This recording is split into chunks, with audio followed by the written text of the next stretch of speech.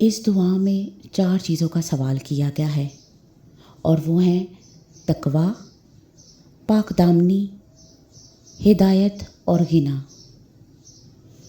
جو انسان ان 4 نعمتوں سے محروم ہے وہ حقیقت میں محروم ہی محروم ہے۔ پہلی چیز کیا ہے؟ ہدایت۔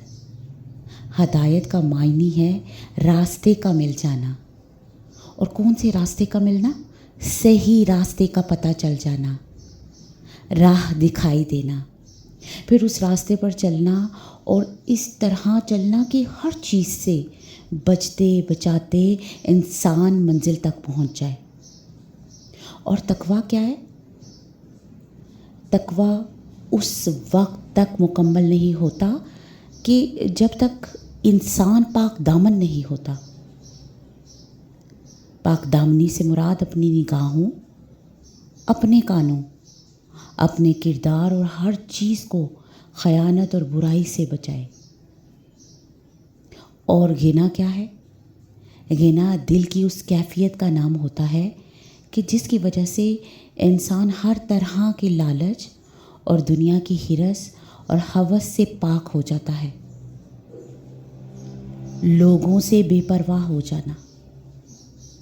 انسان کے اندر جتنا زیادہ غنا آتا ہے نا، اتنا ہی اس کے اندر اطمینان بڑھتا چلا جاتا ہے۔ اور غنا کا مطلب مال اور دولت ہی نہیں، دل کی وہ کیفیت ہے جس میں انسان بے پرواہ ہو کر اللہ کا پیغام لوگوں تک پہنچاتا ہے۔ کیونکہ حق اور سچ پہچاننے کے لیے آپ کو لوگوں سے بے پرواہ ہونا پڑتا ہے۔ آپ کو صرف یہ فکر ہونی ہے کہ اللہ آپ سے ناراض نہ ہو جائے، اور دل کی یہ کیفیت اللہ سے مانگنی چاہیے۔ اصل مالدار دل کا مالدار ہونا ہے یا دولت کا؟ ایک روایت میں آتا ہے کہ اگر انسان کے پاس سونے کی ایک وادی ہو تو وہ دوسری کی تمنا کرے گا، اور انسان کا پیٹ مٹی کے سوا کوئی اور چیز نہیں بھر سکتی۔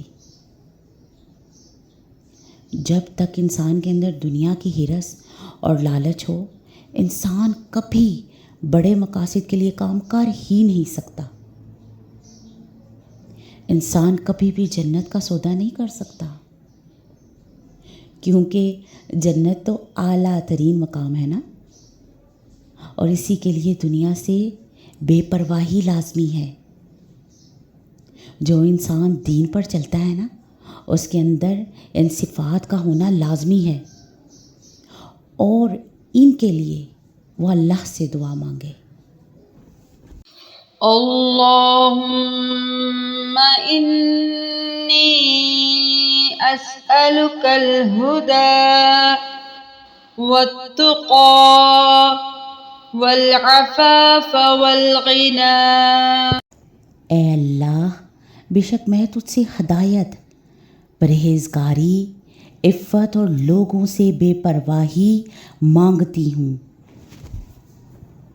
اور اس بات کو یاد رکھیے کہ جو لوگ یہ کہتے ہیں نا کہ ہمارے اندر کانفیڈنس کی کمی ہے یا ہمارے بچوں کے اندر کانفیڈنس کی کمی ہے، تو اس دعا کو آپ خود بھی پڑھنا شروع کر دیجئے اور اپنے بچوں کو بھی یاد کروائیے۔ یقین مانیے آپ کو اپنے اندر ایک عجیب سا کانفیڈنس محسوس ہوگا، اور وہ کانفیڈنس آپ کے اندر اللہ سبحانہ و تعالیٰ پیدا کرے گا۔ پھر آپ کسی بھی معاملے میں بات کرتے ہوئے جھجک نہیں محسوس کریں گے، گھبرائیں گی نہیں، بلکہ اپنے رب کی خاطر ہر اس بات کو آگے پہنچانے کی کوشش کریں گے جو کہ سچ اور حق ہے۔ اور بہترین نتائج حاصل کرنے کے لیے آپ یہ دعا نماز کی پیٹھ میں سلام سے پہلے اور تشہد کے بعد بھی پڑھ سکتے ہیں۔